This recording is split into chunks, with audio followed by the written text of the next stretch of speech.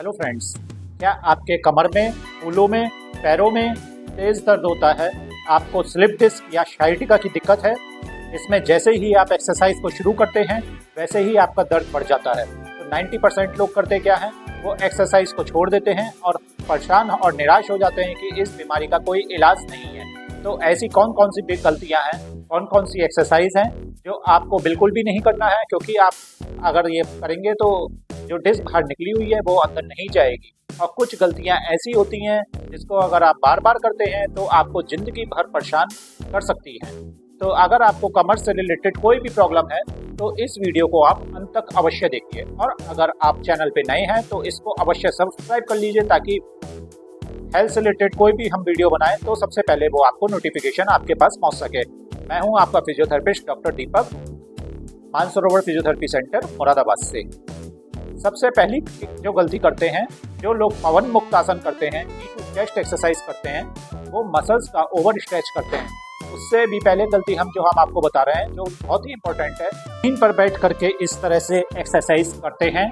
जमीन पर बैठकर एक्सरसाइज करने में कोई बुराई नहीं है, लेकिन जब आप उठते हैं तो जब भी वो उठते हैं तो वो कमर झुका के उठते हैं, हाथ को नीचे रख के उठते हैं, तो इसका मतलब है उनकी कमर में दर्द हो रहा है। इंडिकेशन इसका मतलब ये होता है, जब आप इस तरीके से उठेंगे तो जिस पैर में आपके दर्द है उसमें आप लोड कम देंगे और दूसरे पैर में आप लोड ज़्यादा देंगे। कृपया करके आप जमीन पर बैठकर एक्सरसाइज ना करें। और आपके कमर में घुटने में दर्द है, कमर में दर्द है, आपको स्लिप डिस्क या साइटिका की दिक्कत है, तो आपको जमीन पर नहीं बैठना है, आपको किसी बेड पे ही एक्सरसाइज करनी है। रुई का गद्दा हो या जूट का हो, या आप तख्त पर एक्सरसाइज कर रहे हैं तो उस पर भी आप कर सकते हैं, लेकिन जमीन पर बैठकर आपको एक्सरसाइज नहीं करनी है। तो चलिए अब हम आपको पवन मुक्त आसन, जो लोग करते क्या हैं कि लोग इस तरह से लेट के और करते ये हैं, एक तो रिलैक्स होकर लेटे नहीं रहते, दूसरे टेढ़े लेटे रहते हैं इस तरह से। तो आपको करना क्या है, आपको बिल्कुल सीधा लेटना है और बिल्कुल रिलैक्स होकर लेटना है। तो लोग करते क्या हैं, बहुत ही तेज अपनी जो हैमस्ट्रिंग का जो है वो स्ट्रेच कर लेते हैं, अपने हाथों की उंगलियां क्रॉस करके इस तरह से ज़बरदस्ती करने लगते हैं। देखिए हमारा पूरा इस तरह से आसानी से इजीली हो जा रहा है, लेकिन जिसको भी स्लिप डिस्क या साइटिका की दिक्कत होती है उनको बहुत ही धीरे धीरे धीरे धीरे नीचे लाना है। शुरुआत में आपको 3 से 5 दिन बहुत ही हल्के एक्सरसाइज करनी है, 4 से 5 बार करनी है। अगर आपके घुटने में तकलीफ है या आर्थराइटिस की दिक्कत है तो उंगलियों को क्रॉस करके आपको यहाँ से पकड़ना है, बिल्कुल भी ज़बरदस्ती नहीं करनी है। बड़े बड़े आराम से लेकर इन्हें पैर को आना है। जैसे ये बीमारी होती है धीरे धीरे वैसे ही बीमारी ये जाती भी है। 10 से 15 दिन में कुछ नहीं होगा, लेकिन आप महीने भर करते हैं तो आपको रिस्पॉन्स जरूर मिलेगा। दूसरी गलती क्या करते हैं लोग, वो आप दोनों पैरों को इस तरह से स्ट्रेच कर लेते हैं। उस कंडीशन में आपको ये एक्सरसाइज बिल्कुल भी नहीं करनी है। देखिए जब हम ऐसा कर रहे हैं तो हमारी जो हिप है और जो स्पाइन है वो राउंड हो जा रही है इस तरह से। अगर आप इस तरह से करेंगे तो आपका दर्द बढ़ सकता है। तो कृपया करके आप इस एक्सरसाइज को बिल्कुल भी ना करिए। इसी गलती लोग बहुत बड़ी करते हैं, वो एक्सरसाइज से पहले कोई भी सिकाई को नहीं करते हैं। अगर आप गर्म पानी या हीटिंग पैड से सिकाई नहीं करेंगे तो ब्लड का सर्कुलेशन नहीं बढ़ेगा और जो दर्द है वो कम नहीं होगा। तो इसकी खास बात ये होती है सिकाई करने से कि वहाँ की मांसपेशियाँ सॉफ्ट हो जाती हैं, इससे आपको एक्सरसाइज करने में आसानी होती है। तो सिकाई आपको सिर्फ 10 से 15 मिनट ही करनी है, इससे ज़्यादा नहीं करनी है। देखिए बहुत सारे लोग करते क्या हैं, बहुत ज़्यादा सिकाई कर लेते हैं। तो आपको बहुत ज़्यादा भी सिकाई नहीं करनी है कि वहाँ पे जो है रेडनेस हो सकती है, और सिकाई आपको बहुत ही मीडियम रखनी है। लोग करते क्या हैं, बहुत ही तेज़ सिकाई करते हैं और फिर हटा देते हैं, फिर करते हैं, फिर हटा देते हैं। अगर आप मीडियम सिकाई करेंगे तो 10-15 मिनट लगे रहेगी वो, और उसका इम्पैक्ट ये होगा कि वो अंदर तक जाएगी और उससे दर्द और सूजन आपका कम होगा। तो एक्सरसाइज को करने से पहले आपको 10 से 15 मिनट सिकाई जरूर करें। अब बात करते हैं चौथी गलती की।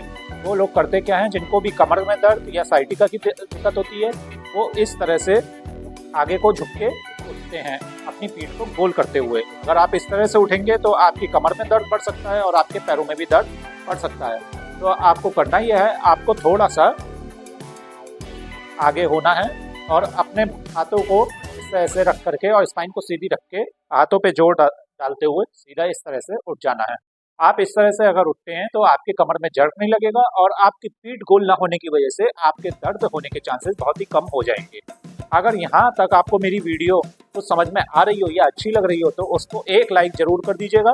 और अगर आप हमसे कुछ पूछना चाहते हैं तो उसको आप व्हाट्सअप करके भी पूछ सकते हैं, और आप हमें कमेंट भी कर सकते हैं। और आप बहुत ज़्यादा परेशान हैं कमर के दर्द से या घुटने के दर्द से, तो उसके लिए भी आपको कुछ मैंने पहले वीडियो में बना रखी है, उन वीडियो को देखिएगा और समझिएगा और फिर आप उसको करने की एक्सरसाइज कोशिश कीजिएगा। 5वीं गलती लोग जो करते हैं एक्सरसाइज में, वो करते क्या हैं कि वो अपने